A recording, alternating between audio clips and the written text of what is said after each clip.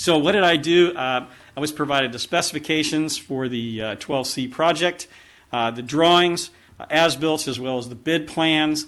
Gobs and gobs and gobs of emails, and I will note I thank staff for providing those. Those were not the easiest thing to go grab a hold of, and there are lots and lots and lots and lots and lots of those that are out there. Letters, reports, and I interviewed 6 or 7 people that might have knowledge of the situation, current and former employees, to kind of try to fill in the blanks there. So I meandered through kind of the history of what was there, and there's one known confirmed cross-connection between the reuse system and the potable water system. It was December 6th, it was discovered, 2018. That was identified, and the information was provided to the health department. That was basically after a day and a half of busy work by staff to identify that there might be a problem. The health department was notified. The correction was made. There was a boil water notice that was provided to the folks on the barrier island. The city did 2 days of testing. Everything came back clean. Boil water was lifted with agreement of the health department at the time, and everybody went back to normal. And Mark Lozier, I guess, was the city manager at the time, advised the city commission of what had happened at a 12/11/2018 meeting. And it appears that nothing occurred from the health department after that until they were provided some information sometime in 2019, and then that it was not brought back to the city until the beginning of 2020.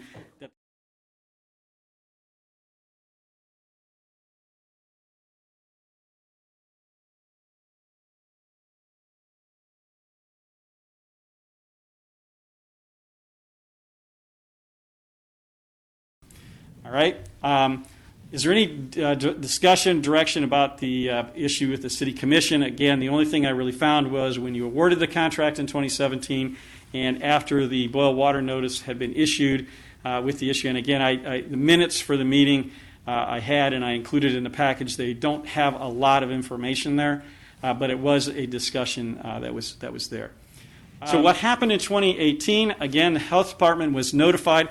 Actually, I talked to your prior utility director. She noted to the health department on the 5th that they had a problem that they were trying to track down. Said she was in constant communication with them for basically a 48-hour period, identified this issue at 11 o'clock, came up with a plan. The plan was provided to the utility. A lot of the utility staff were apparently involved in trying to trace this down. Okay, and so they were provided that information. And so the health department said, disconnect it. Do boil water for 48 hours, do the testing. They provide us with all the documentation. That was done. There's a 12/19/18 letter, a report / email that was sent to the health department with that and a follow-up to verify that they got it on the 20th. So did the health department do anything after the complaints? And the answer is no. They were apparently satisfied with it. There is documentation in the city's staff's email that in the conversations with the health department, they were happy with the result. Okay, so then what happens is they get this information. Again, a bunch of people have changed with the city, and they get a complaint that says, hey, there were quote-unquote possibly people that were sick as a result of this connection, and please investigate it. People may or have known, etc. But there is some indication that this issue was kind of bubbled up within the city.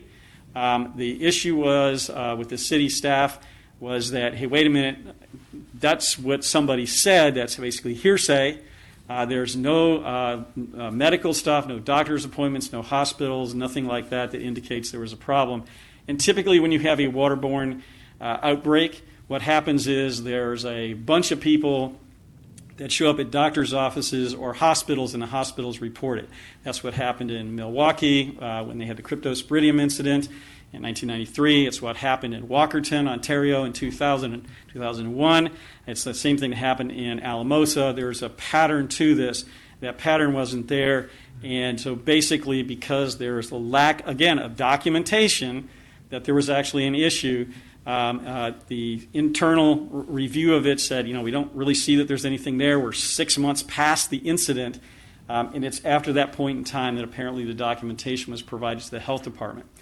The health department's issue is that when they ask for documentation of various things, there's no documentation, which then leads to questions about, well, have you inspected all these devices?